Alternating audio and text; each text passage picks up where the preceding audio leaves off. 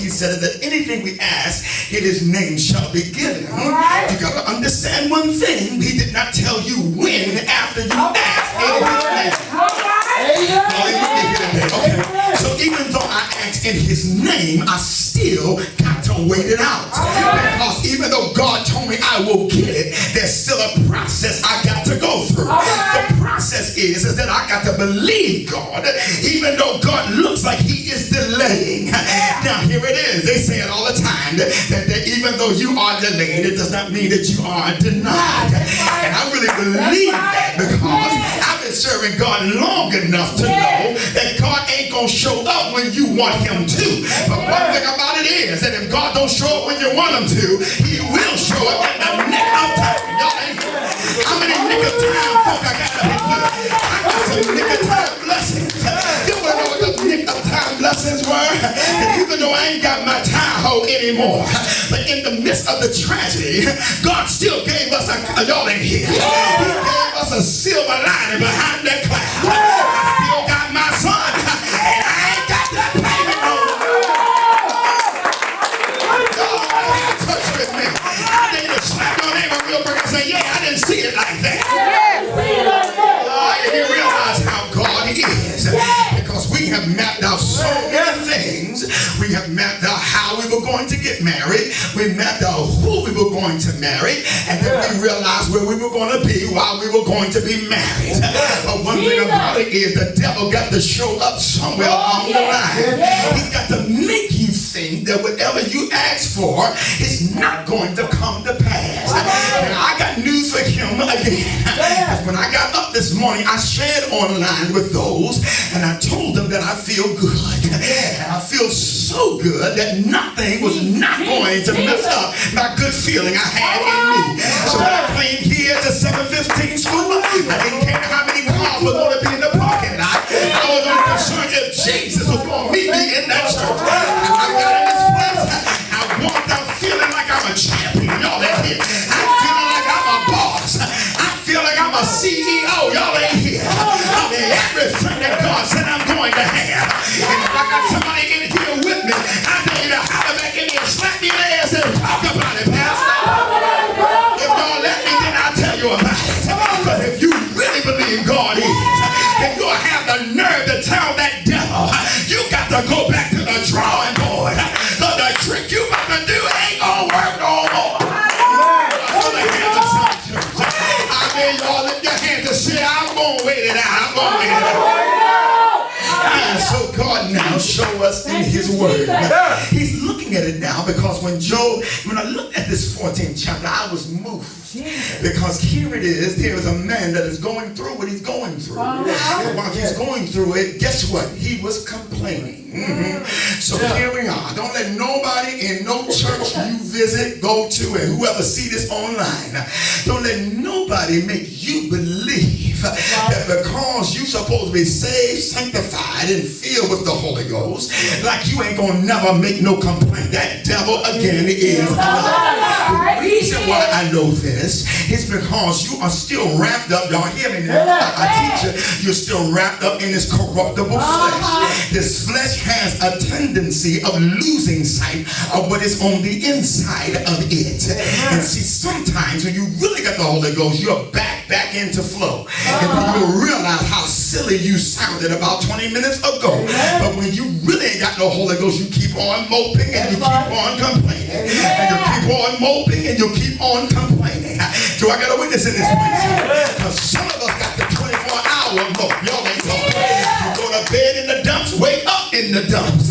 And then all of a sudden you get a little bit of blessing from somebody and then you feel good again. And then all of a sudden a new trial comes and then you're back down in the dumps. But when you got God on the inside, you're not in the dumps really all that long. Because that Holy Ghost that I keep telling you about is going to comfort you while it's there.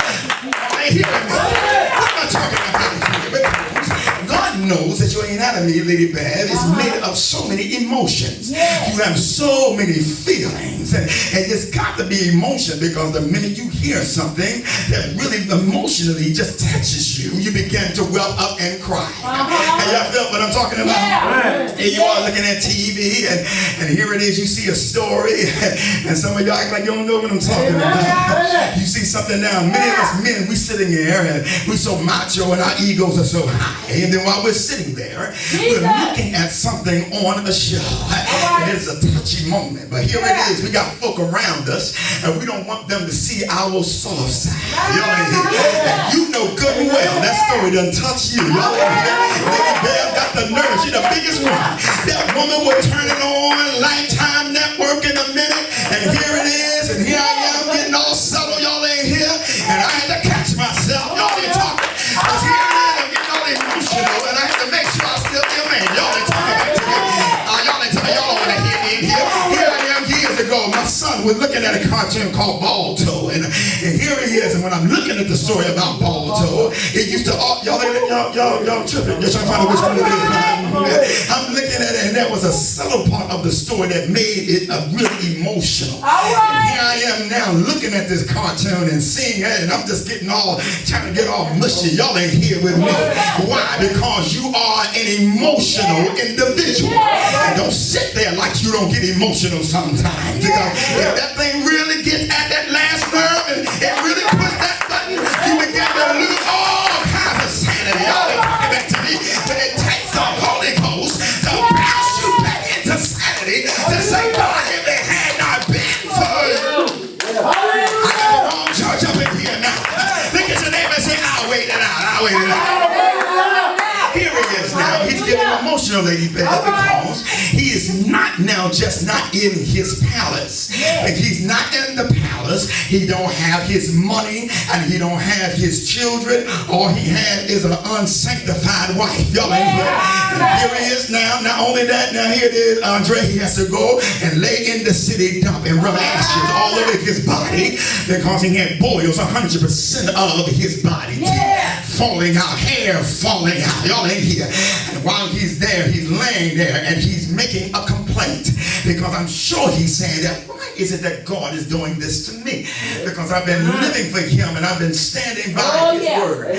Even when his friends came, Eliphaz, Bildad, whatever the names are, y'all know what I'm talking about. They showed up, and they were looking at him and evaluating his life. Let me hurry up and get through, because y'all tired already. Here it is now. They said it must have been somebody in your family that must have sinned, or you would not be where you are. And then they looked at him again and said, and another one said, then you must have had sin in order for God to forsake you like this. Now, while he's in his state, he's still waiting on God. Because while he's there, he could awake with his emotions and say, yeah, I agree in giving up. But he didn't do that. He kept on giving God his props. He kept saying, who put the moon in the sky? Who put the stars up there? And some of y'all already done threw in the towel, because you ain't got what you think you ought to have. But I dare you to jump up one more time and tell your neighbor, we got a lot to thank him for. Sit down, y'all ain't got it yet. Because what I'm trying to do is reveal unto you that I'm going to wait this thing out. I'd rather wait on Jesus, because if I gotta get up with a migraine every morning and know that God still has the capability of healing, then I'm gonna wait it. If I got to sit here and ask somebody to drive me from here and to there, I'll do it, because I'm going to wait it. If I gotta still eat me a bag of noodles every day of my life and not have to go and die of a hunger, I'm gonna live and wait it. I think I'll wait it. You got the right church in here. I need to slap your neighbor and say, we about to dance in a few minutes. Let me hurry up and close this message here. And so the amazing thing about God is this. And here is my point about the time frame. But Lady Bev, I know I'm going to the house now. But we understand the amazing thing about God is this, the time frame. The time frame. Everybody holler back at me and said the time frame. The time frame. We understand the time frame. This is what deals with. And I deal with when I look at this that now, when we look at us versus Job. See, Job didn't have no Holy Ghost. Y'all ain't praying. But we got the Holy Ghost. Some of us, y'all ain't. Some of y'all ain't spoke yet. Y'all ain't.